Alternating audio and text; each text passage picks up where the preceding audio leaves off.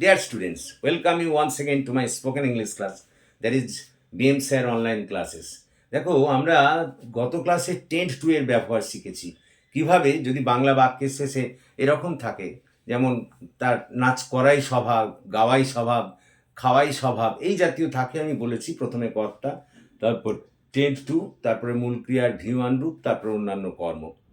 বা আমরা আগের ক্লাসে দেখেছি যে এইটারই যদি আমরা দেখেছি যে যদি পাস্ট রূপ থাকে তাহলে সেক্ষেত্রে কিভাবে 10-2কে ব্যবহার করতে হয়। যেমন করো তার খাওয়াই স্বভাব ছিল, নাচাই স্বভাব ছিল, এরকম যদি থাকে তাহলে সেখানে আমরা দেখেছি যে প্রথমে কর্তা, তারপরে টেন্ডেড টু, তারপরে মূল ক্রিয়ার ভিমান রূপ, তারপর অন্যান্য কর্ম।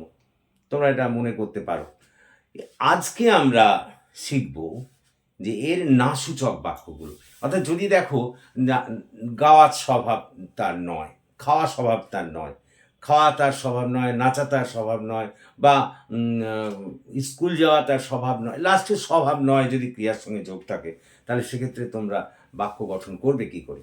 দেখো সেক্ষেত্রে নিয়ম হলো, যদি দেখো বাংলা বাক্যের শেষে করা স্বভাব নয়, খাওয়া স্বভাব নয়, গাওয়া স্বভাব নয়, নাচা স্বভাব নয়, এই জাতীয়, যেমন মনে করো স্কুল যাওয়া তার স্বভাব নয়, বা মনে করো অফিস যাওয়া তার স্বভাব নয়, ভাত খাওয়া তার স্বভাব নয়, এরকম জাতীয় যদি বাক্য থাকে তাহলে সেক্ষেত্রে করবে কি করে? প্রথমে কর্তা, তারপরে ডু অথবা ডাজ ব্যবহার করতে হবে। ডু আর ডাজের খেলাটা বলে নিই।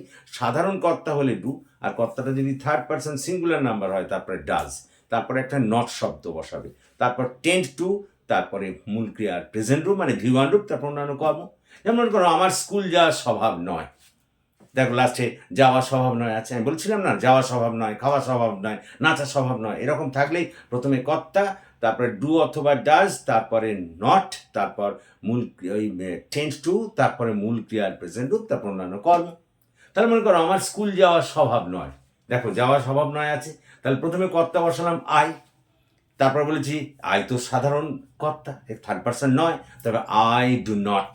তারপর বলেছি টেন্ড টু বসাতে হবে, I do not tend to. তারপর বলেছি মূল ক্রিয়ার প্রেজেন্ট যাওয়া এখানে, তাহলে I do not tend to go to school everyday, প্রত্যেক দিন যাওয়া, স্কুলে যাওয়ার স্বভাব নয়। যদি আমি বলি তারপরে মনে করো রাতে তার রুটি খাওয়ার স্বভাব নয়, বলো তোমরা আমার সঙ্গে বলো না, রাতে তার রুটি খাওয়ার স্বভাব নয়। দেখো খাওয়ার স্বভাব নয় আছে এখানে, সঙ্গে সঙ্গে তুমি কর্তা বসিয়ে দিলে, তার মানে হি, তাহলে হি, তারপরে হি যেহেতু থার্ড পারসন সিঙ্গুলার নাম্বার সেই জন্য ডাজ নট হবে, তারপর টেন্ড টু, তারপরে মূল ক্রিয়ার প্রেজেন্ট রূপ, খাওয়া এখানে মূল ক্রিয়া, তাহলে ইট ব্রেড অ্যাট নাইট, তাহলে তার রাতে রুটি খাওয়ার স্বভাব নয়, হি does not tend to eat bread at night. এরকম তোমরা শত শত বাক্য করতে পারো। যেমন মনে করো সকালে আমার দৌড়ানোর স্বভাব নয়, বেশ তাহলে করি। দেখো দৌড়ানোর স্বভাব নয়, ক্রিয়ার পরেই স্বভাব নয় আছে, তাহলে প্রথমে কর্তা বসাও আই, আই আমার মানে আমি আই কর্তা এখানে হবে আই, তারপরে ডু নট, কারণ আই তো সাধারণ কর্তা, থার্ড পারসন নয়, সুতরাং আই ডু নট, তারপর টেন্ড টু, তারপরে দৌড়াদৌড়ি করা রান, তাহলে I do not tend to run in the morning. সকালে মায়ের রান্না করার স্বভাব নয়, তাহলে mother does not tend to cook in the morning. লক্ষ্য করো ঠিক এইভাবে, অর্থাৎ সোজা কথায় যদি খাওয়া স্বভাব নয়, নাচা স্বভাব নয়, গাওয়া স্বভাব নয়, যাওয়া ইত্যাদি জাতীয় থাকে, তাহলে প্রথমে কর্তা, তারপরে ডু অথবা ডাজ, বারবার বলছি সাধারণ কর্তা হলে ডু, আর যদি থার্ড পারসন সিঙ্গুলার নাম্বার হয় ডাজ, তারপর নট। তার মানে সোজা কথা প্রথমে কর্তা, তারপরে ডু নট অথবা ডাজ নট, তারপরে হচ্ছে ওই টেন্ড টু ব্যবহার করতে হবে, তারপর মূল ক্রিয়ার প্রেজেন্ট রূপ, তার অন্যান্য কর্ম।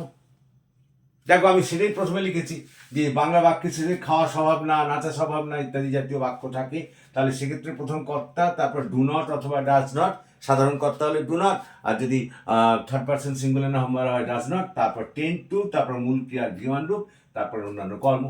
দেখো সাবজেক্ট, তারপরে গঠন, সাবজেক্ট, তারপর ডু নট অথবা ডাজ নট, তার ডু নট বা ডাজ নট, আমি বারবার বলছি কর্তাটা যদি সাধারণ হয় তাহলে ডু নট, আর যদি দেখো থার্ড পারসন সিঙ্গুলার নাম্বার তারপরে হবে ডাজ নট, তারপর টেন্ড টু, তারপর ভিওয়ান রূপ, তারপর অন্যান্য কর্ম। যেমন মনে করো এখানে আমি একটা উদাহরণ দিচ্ছি, রামের সকালে ভাত খাওয়া স্বভাব নয়, দেখো খাওয়ার স্বভাব নয়, খাওয়ার পরেই স্বভাব নয় আছে, ক্রিয়ার পরেই স্বভাব নয় আছে, তাহলে রাম ডু নট অথবা ডাজ নট, তাহলে রামের পর তো ডাজ নট হবে, তাহলে রাম হচ্ছে থার্ড পারসন সিঙ্গুলার নাম্বার, তাহলে রাম ডাজ নট। লক্ষ্য করো তারপর টেন্ড টু, তারপরে ইট মূল ক্রিয়া খাওয়া এখানে, Ram does not tend to eat rice in the morning. এর পরেরটায় আমরা চলে যাচ্ছি। যদি দেখো বাংলা বাক্যের শেষে স্বভাব ছিল না থাকে, খাওয়া স্বভাব ছিল না, নাচার স্বভাব ছিল না, পড়ার স্বভাব ছিল না, এই জাতীয় থাকে, তাহলে প্রথমেই তুমি লিখবে কর্তা, তারপরে ডিড নট বসাবে। প্রথমে কর্তা, তারপরে ডিড নট, তারপর টেন্ড টু, তারপরে মূল ক্রিয়ার প্রেজেন্ট রূপ, তারপর অন্যান্য কর্ম। আবার বলি, যদি দেখো বাংলা বাক্যের শেষে খাওয়া স্বভাব ছিল না, নাচা স্বভাব ছিল না, গাওয়া স্বভাব ছিল না, ইত্যাদি জাতীয় আছে, তাহলে তোমরা প্রথমে কর্তা লিখবে, তারপরে ডিড নট, তারপরে টেন্ড টু, তারপর মূল ক্রিয়ার ভিওয়ান রূপ, তারপর অন্যান্য কর্ম। যেমন মনে করো শীতকালে আমার স্কুলে যাওয়ার স্বভাব ছিল না, তাহলে আই ডিড নট, এ দেখো যাওয়ার স্বভাব ছিল না আছে, তাহলে I did not tend to go to school in winter. বা মনে করো আমি যদি এরকম বলি, নরেনের প্রত্যেক দিন ভাত খাওয়ার স্বভাব ছিল না, তাহলে দেখো Naren did not tend to eat rice everyday. লক্ষ্য করো, যদি বাংলা বাক্যের শেষে করার স্বভাব ছিল না, খাওয়ার স্বভাব ছিল না, নাচা স্বভাব ছিল না, এই জাতীয় বাক্য থাকে, তাহলে প্রথমে কর্তা, তারপরে ডিড নট, তারপরে মূল ক্রিয়ার তারপরে হবে তোমার টেন্ড টু, তারপর মূল ক্রিয়ার প্রেজেন্ট রূপ মানে ভিওয়ান রূপ, তারপর অন্যান্য কর্ম। তারপর প্রথমে কর্তা, তারপর ডিড নট, তারপর টেন্ড টু, তারপর মূল ক্রিয়ার ভিওয়ান রূপ, তারপর অন্যান্য কর্ম। যেমন মনে করো বিকেলে তাদের ফুটবল খেলার স্বভাব ছিল না, বেশ, তাহলে কর্তাকে দে, তারপর ডিড নট, তারপর টেন্ড টু, তারপর খেলা ইংরেজি তো প্লে, তাহলে they did not tend to play football in the afternoon.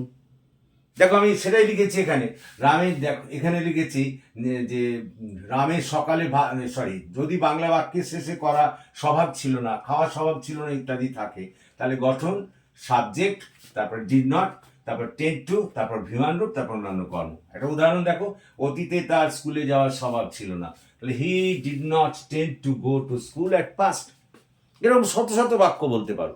যেমন মনে করো গতকাল আমার তাকে পড়ানোর স্বভাব ছিল না, তাহলে I did not tend to teach him at yesterday.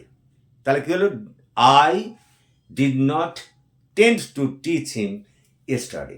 বা মনে করো তার আমার বাড়িতে আসার স্বভাব ছিল না, বেশ, তাহলে দেখো যে আসার স্বভাব ছিল না আছে, তাহলে প্রথমে হি, তারপর ডিড নট, তারপর টেন্ড টু, তারপরে হচ্ছে আশা ইংরেজি কাম, তাহলে he did not tend to come to my house yesterday. গতকাল তার আমার বাড়িতে আসার স্বভাব ছিল না।